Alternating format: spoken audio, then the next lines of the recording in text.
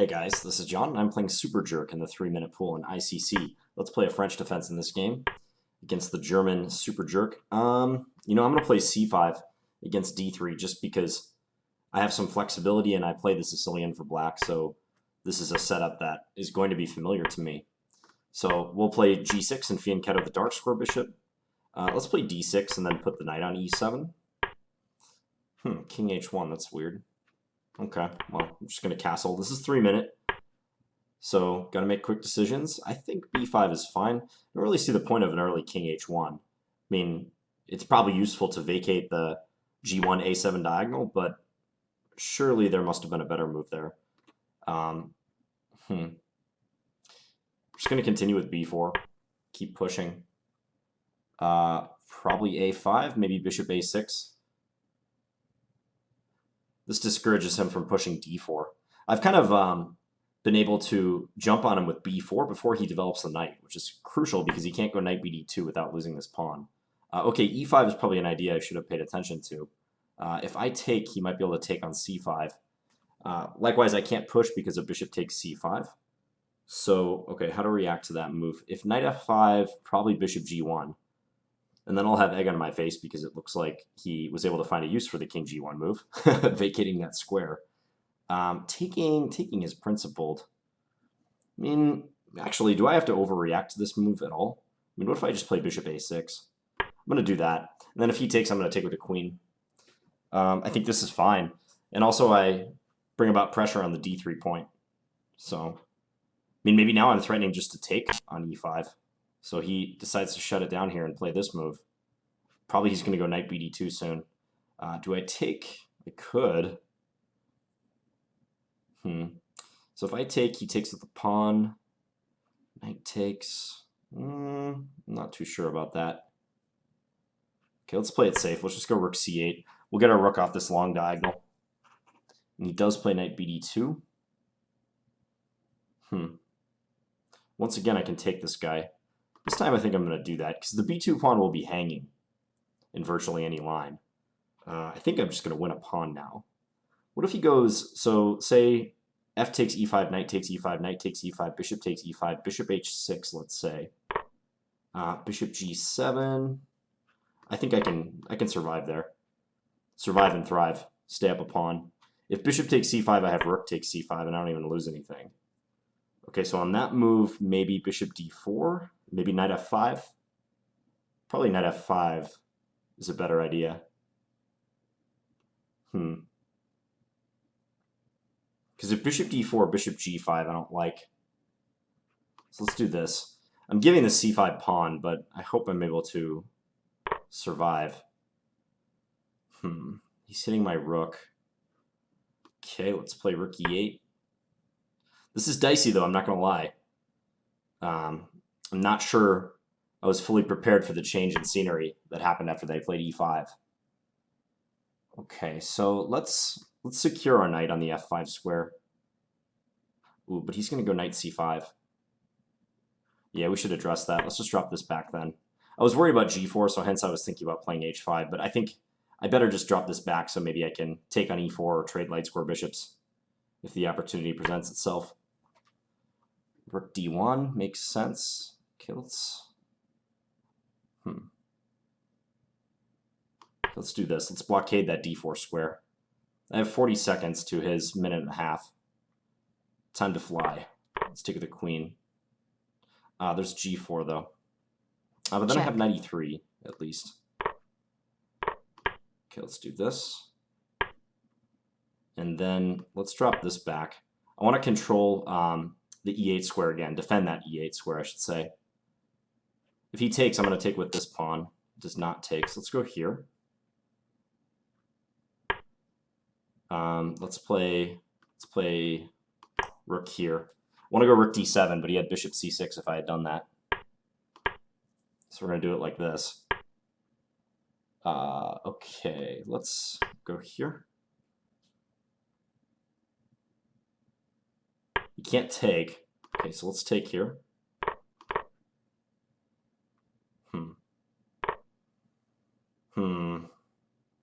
Time warning. All right, I'm going to take here. 18 seconds left, though. Check. Not too sure about this. Oh, he's threatening mate. Okay, so I gotta probably bail out like so. Check.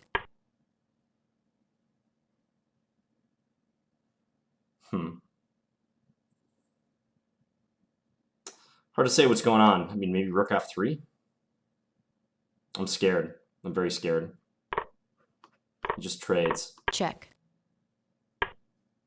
Check. Okay. I'm okay with this endgame. This endgame could be trouble for him. Active rook, I'm attacking this pawn. Alright, I like our chances here. Let's get the king active too. Check. Check. Why not? Let's go take that. Check. Let's threaten mate. Threaten mate again. Let's take that. Check. Check. Check. Check. All right, we got the flag. Ooh, nail biter at the end. I think he probably had me on the ropes right around the time he played queen takes h5. That was a good sequence by him because I can't take the rook on d3 with either my pawn or the rook because he mates me with queen h8. So I forgot about this e5 idea in the opening. It's been a while since I've seen this, but it's a common idea in closed Sicilian position, so I should have been aware of it. Let's go back and take a look though. So the position began its life as a French defense, but then he plays d3, and most French players will play d5, but I have some like crossover experience with the Sicilian Khan, which is characterized by c5 followed by e6, so I didn't feel uncomfortable going for this. I think any Sicilian player could do this, actually. And yeah, I mentioned that I thought the king h1 move was a little strange, but in retrospect, it made a lot of sense with bishop e3 g1. But I don't know. Maybe he could have played c3 first. Who knows? Maybe c3 is less committal, just a more flexible move. So here he played c3, and then I played b5. And then he went queen e2. I played b4, bishop e3. Okay, I'm just going to start up the engine right about here. So the engine likes the immediate bishop a6 or taking on c3. I played a5. I mean, I'd love to play a5 and only then bishop a6 as I did in the game because it feels more natural to have the pawn in front of the bishop. But I could see why it might be better just to opt for quick development and play bishop a6 immediately, or take and just ensure that the position will be open on the queen side a bit. Maybe taking on c3 is not a bad idea, and then bishop a6. And then if he does something similar, I feel like I'm in a more active position to try to take advantage. Let's say take here. Oh yeah, and I have the pressure on d3. That's right. Because as played, when I play a5, he can go e5, and I can't take in the hopes of attacking d3 as easily. Whereas a quicker bishop a6 would have enabled that resource, that defensive resource. So I played a5, he went e5, and then bishop a6. Yeah, because if I take, it just seems to me like he might come out on top here. He's opening lines on the king side. My c5 pawn is falling. I can't take here. I definitely can't take now because my rook is hanging on a8 after knight takes e5, bishop takes e5, bishop takes a8. So e5 is well timed by him at the moment. The engine wants me to play rook b8, but doesn't really say I have any advantage anymore. I played bishop a6. He went c4, went rook c8. Possibly that's a mistake. I don't know. Knight f5 immediately might have been better. Knight bd2, and now I took. And I thought I could safely just win a pawn, but he showed good instincts in going right for the position with the knight on e4, and he's down a pawn temporarily, but the c5 pawn is in jeopardy. It's just hanging. Also, the dark squares on my king side are vulnerable.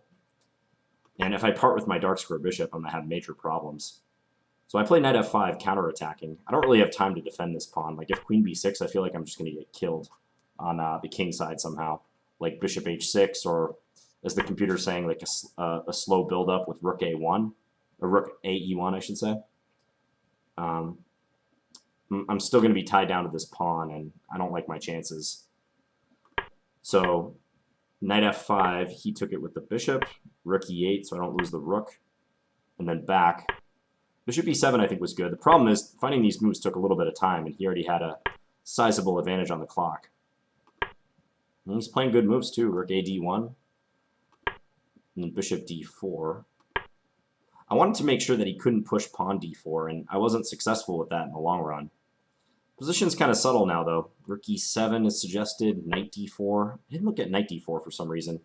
I think I was intent on moving this bishop sometime soon, because I saw that he was threatening knight c5 in a lot of cases. Although, right now, if he follows with knight c5, I can just trade on g2 with check. That's important.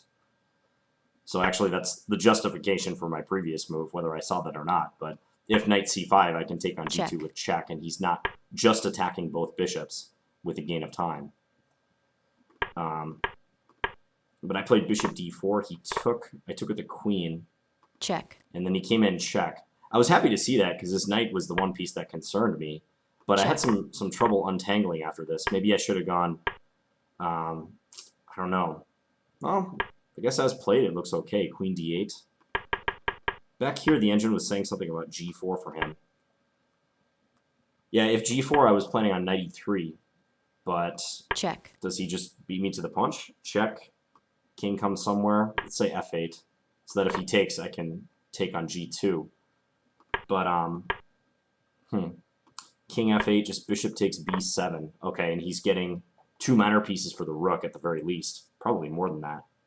I've got a lot of stuff hanging, and he's up a piece at the moment. That would not have been good. So after g4, I have to just, leave the knight there, or take on e4? So if I take on e4, it allows de, but then I have queen e3, insisting on a queen trade. And after, say, queen c2, I can then move my knight. That's complicated, though. Not sure I would have found that with limited time. What did I do? Check. Well, he played knight f6, and I took instead. Bishop takes b7, rook c7, queen d8. The reason why I wanted to do that is because if he takes, I want to be able to take with the e-pawn. But as of now, I can't because my rook on e8 is hanging. Also, he's threatening g4. So like if I played rook d8, at least I thought g4 was a threat. Maybe I can bail out with this move, attack his queen. But queen d8 seemed like a natural move to get off the file and also defend my rook. So he played queen f2. I went h5, just trying to stop g4. Now here, I really wanted to play rook d7 and take aim here, but he has bishop c6. So that's why I played rook e7. But then he got in d4. This guy played pretty well.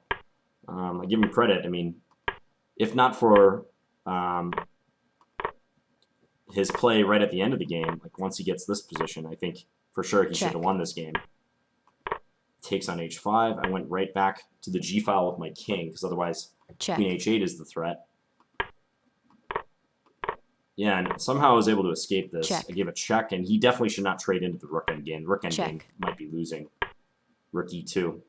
It's kind of cool how like I can be down a pawn, but the fact that my rook is so active, and I have a distant majority, about to be just a 2 versus nothing if he doesn't protect this pawn, that like seals the deal in black's favor. Probably my technique wasn't so good. I don't know why I played king f8 when just rook takes a2 was possible. I was trying to activate my king though too.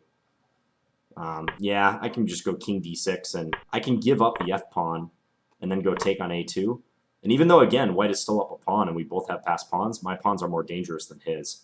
This pawn's already on the 4th rank, 3 squares away from queening, and his pawns are not fast enough. And the d-pawn is his fastest pawn, and it's firmly blockaded. I'm just going to take it soon. So I didn't have to mess around with some of the moves I did, but under 10 seconds, it's hard to play accurately. And here I just went for mate threats. And he missed some better defenses, like rook f5 check would have been good to defuse the rook d1 mate threat. And we got to win. We got to flag him at the very end there. So, okay, I should have paid a little more heed to the e5 move. It shouldn't have been a surprise, let's say, when that move came.